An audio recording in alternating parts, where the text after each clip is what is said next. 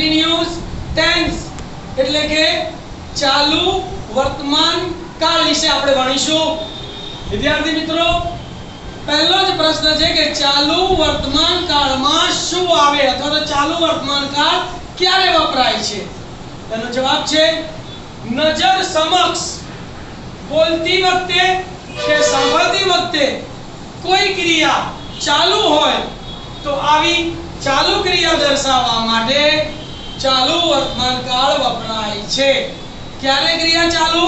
બોલતી વખતે, સાંભળતી વખતે, નજર સમક્ષ કોઈ ક્રિયા ચાલુ હોય તો આવી ચાલુ ક્રિયા દર્શાવવા માટે ચાલુ વર્તમાન કાળ વપરાય છે। બીજો મહત્વનો પ્રશ્ન કે ચાલુ વર્તમાન કાળમાં શું આવે? તો કે ચાલુ વર્તમાન કાળમાં કર્તા પછી is, am કે are વત્તા ક્રિયાપદનું ing વાળું રૂપ આવે। શું આવે? કર્તા પછી is, am કે are વત્તા ક્રિયાપદનું ing વાળું રૂપ આવે।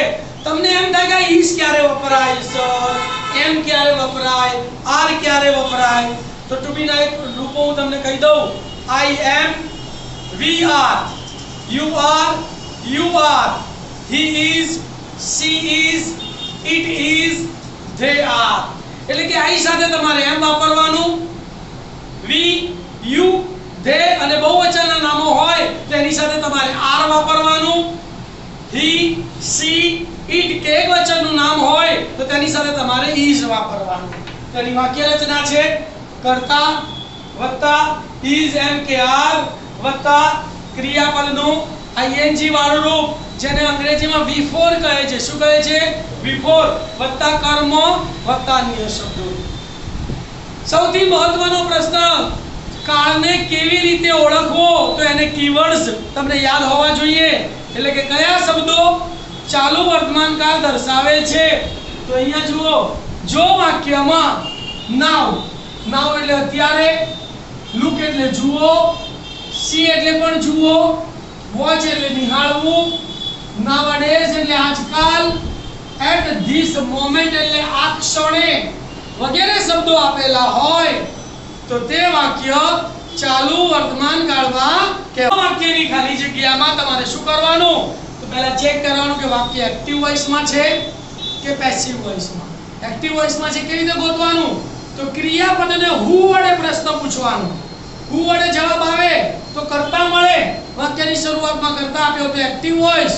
ક્રિયાપદને વોટ અથવા whom કોને વડે પ્રશ્ન પૂછતા વાક્યની શરૂઆતનો શબ્દ જવાબ તરીકે આવે તો એ કર્મ કહેવાય, તો એ વાક્ય પેસિવ વોઇસમાં કહેવાય।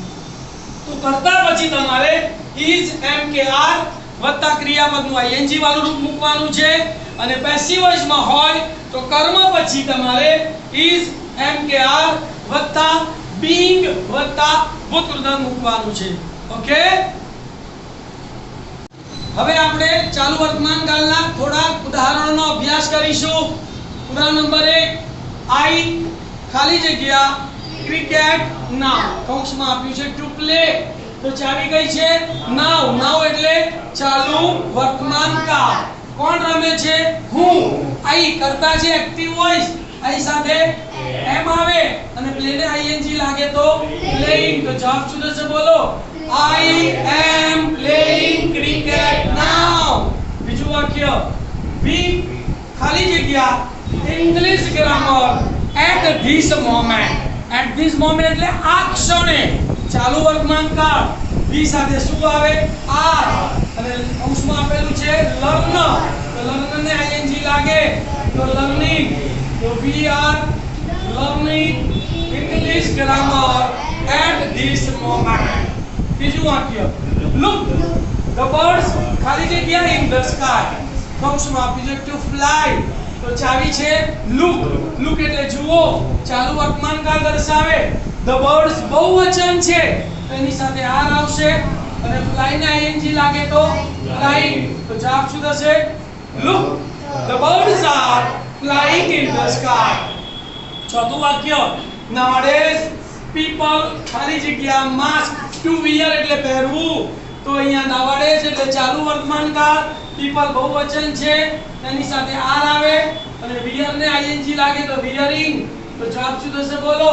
nowadays people are wearing mask. આજકાલ લોકો માસ્ક પહેરી રહ્યા છે.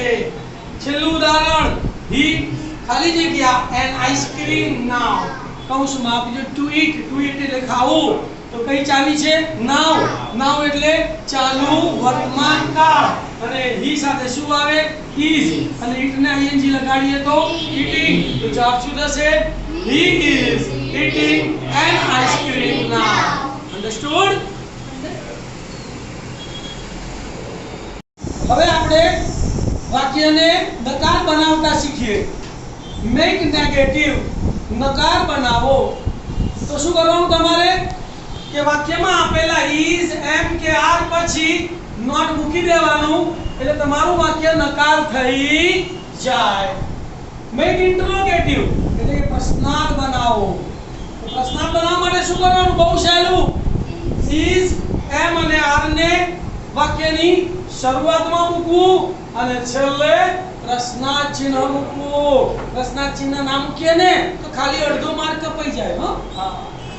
તથા I નું you અને you નું I કરવું, my નું your, your નું my કરવું, me નું you નું me કરવું. શોર્ટ અફર્મેટિવ આન્સર, હકારમાં ટૂંકમાં જવાબ. તો યસ પછી અલ્પવિરામ વત્તા સર્વનામ વત્તા is, am કે are. શોર્ટ નેગેટિવ આન્સર, નકારમાં ટૂંકમાં જવાબ. નો અલ્પવિરામ વત્તા સર્વનામ વત્તા isn't કે aren't. અહીં આપણે amn't વાપરતા નથી. ઉદાહરણ જોઈએ. રેવા ખાલી જગ્યા and essay now, કૌંસમાં લખ્યું છે to write, તો now એટલે ચાલુ વર્તમાન કાળ. કોણ લખે છે? રેવા. રેવા છોકરી છે, એની સાથે is આવે, write ને ing લાગે તો writing ઈ નીકળી જાય, તો રેવા is writing an essay now. નકાર બનાવીએ તો is પછી નોટ મૂકી દેવાનું, તો રેવા is not writing an essay now. પ્રશ્નાર્થ બનાવવું છે, is આગળ, is Rewa writing an essay now? નકારમાં ટૂંકમાં જવાબ. Yes, she is. નકારમાં ટૂંકમાં જવાબ. No, she isn't. Okay? લખી કાઢો. હવે આપણે WH ક્વેશ્ચન વિશે અભ્યાસ કરીશું. તો હું વડે પ્રશ્ન બનાવવો હોય તો બહુ સરળ, મેં તમને રીત શીખવાડી કે વાક્યની શરૂઆતમાં કર્તાને બદલે who, પછી is, પછી જવાબ સિવાયનો લાઇનસર અને છેલ્લે પ્રશ્નાર્થ ચિહ્ન મૂકવું. what એટલે શું, when એટલે ક્યારે, where એટલે ક્યાં, why એટલે શા માટે, whom એટલે કોને, અને how એટલે કેવી રીતે. આ છ છે WH શબ્દ વડે જો પ્રશ્ન બનાવવો હોય તો એના પછી તરત શું આવે?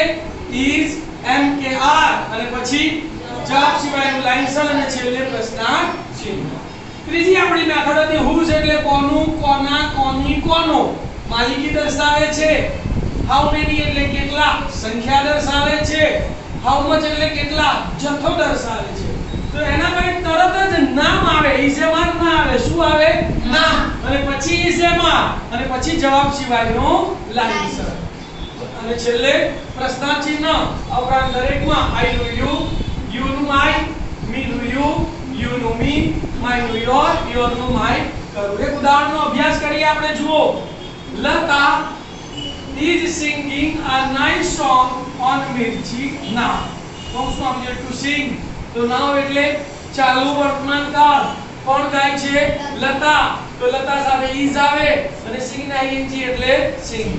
હવે તમને અહીંયા લતા નીચે લીટી દોરી છે, તો ભાઈ લતા જવાબ આવે એ રીતે પ્રશ્ન બનાવો. તો લતા એટલે કોણ ગાય છે, તો who વડે પ્રશ્ન બનશે. લતાની જગ્યાએ હું લખી નાખવાનું, તો શું થશે? who is singing a nice song on Mirchi પ્રશ્નાર્થ. પછી આ નાઇસ સોંગ નીચે લીટી દોરી છે, તો આ નાઇસ સોંગ નીચે લીટી દોરી છે. તમને ચાલુ વર્તમાન કાળનો આ વિડિયો જો ગમ્યો હોય તો તેને લાઈક અને શેર કરશો, અને મારી આ યુટ્યુબ ચેનલને સબસ્ક્રાઈબ કરજો. Thank you.